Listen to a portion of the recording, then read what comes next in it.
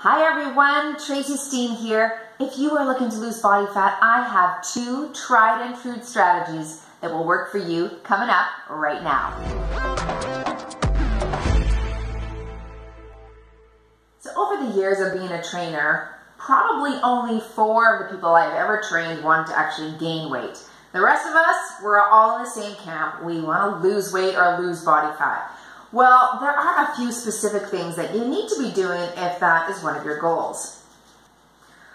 One of the things I can say without a shadow of a doubt that will help you lose body fat is increasing the intensity of your workouts. So a lot of the workouts that we've given you in this program are high intensity. You want to push yourself until you can't anymore and then rest until you can. I've said that a couple of times, and it's really important because basically what you're doing is increasing your heart rate, getting blood flowing, but you're using a lot of energy, of course. So whenever you eat carbs, proteins, and fats, that converts into energy into your cells, and the more intense exercise that you do, the more fuel your body requires to execute the exercise.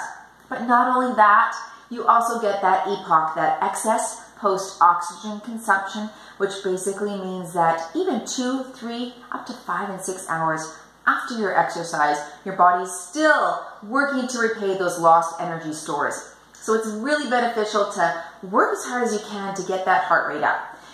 One of the ways to do that is through high intensity interval training. Now, we've talked a little bit about this, but the basic premise of that is a traditional HIIT is a 1-to-1 ratio. So you work really hard for 30 seconds and then recover for 30 seconds. Typically, you should only be able to do that for 20 minutes if you're pushing as hard as you can. So because of the intensity of that style of exercise, it really is only recommended 2 to 3 times a week amongst the other activities that you do. Your body, your heart, your lungs, all of that needs time to recover, and you shouldn't push it too much beyond that. Doing some of the workouts that I've given you, the ones that incorporate cardio and weight training, are really beneficial because, again, you're using a lot of energy, you're using muscle, you're using lungs and heart in order to get the exercise done, and that just requires more energy. So the energy that we consume via carbohydrates, fats, and protein gets used up, and we begin to burn some body fat. So I want to talk to you a little bit about what the carb tipping point is, because this is really important when it comes to your nutrition now. I'm going to do a little example for you so that you can understand what your body is doing. So I have a couple glasses of water here. This one is just half full. So that's basically what the energy in your cells looks like. So we need carbohydrates for energy. That is our basic energy source. Okay, we don't get much energy from fat or from protein. Our main energy source is from carbohydrates. So if you have carbohydrates in your body, you're going to use those, and eventually those carbohydrates deplete during your workout. Now, those lost carbohydrate stores need to be replenished or be replaced.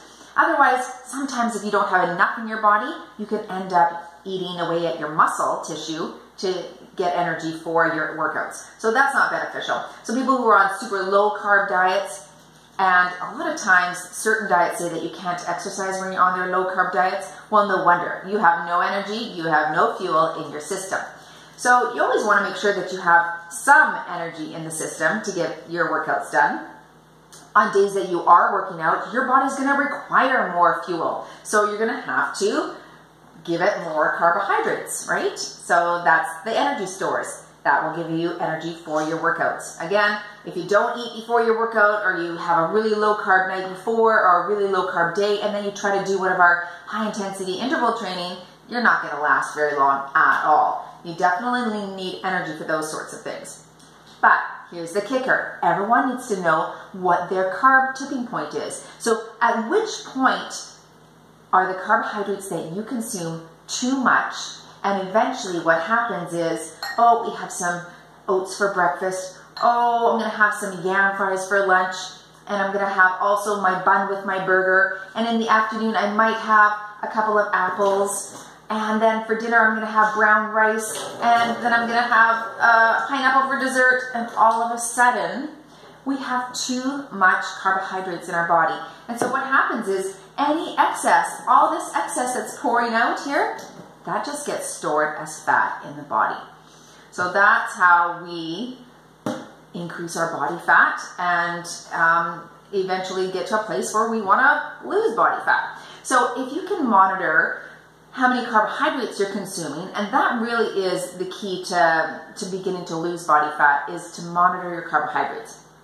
So what's a typical amount? Well, that's a good question. It's different for every body, so I can't really say accurately what it would be for each person. But a typical ratio might be 30% of your calories in a day would come from protein, 40% from carbohydrates, and 30% from fat. For some people, if they're looking to lose body fat and really up the ante on that, it might be the carbohydrates and the protein switches. So you might then have 40% of protein, 30% carbs, and 30% fat. Fat is really crucial as well. It keeps us satiated. It makes us very mentally alert. It gives our brain energy. So never neglect the fat. Again, it's not fat that makes you fat. It's carbohydrates and sugar that does. So looking at that, basically what I want to say is that monitor your carbohydrates. Try to keep it into the 30 to 40% range if you are desiring fat loss. And then also make sure that you kick up your workouts and make sure that they are high intensity. All right, remember 2 to 3 times a week, hitting those high intensity intervals as long as your fitness allows for it. All right, well, I hope that cleared some things up. Don't eat too many carbs because anything excess in the body just gets stored as fat. Also, one last tip, make sure that you always consume protein with every meal. That's one of those things that if you are keen on making sure that there's protein in every meal, you're not as likely to eat as many carbohydrates. So that is a good tip for the day. All right, so you go move daily in your wellness and nutrition. Also very high in iron, so that's really good for you. If you have low iron, you're gonna really enjoy having that in the salad. So I've just rinsed those, open the cans, rinse them, and then I'm gonna set them aside there. Okay, next is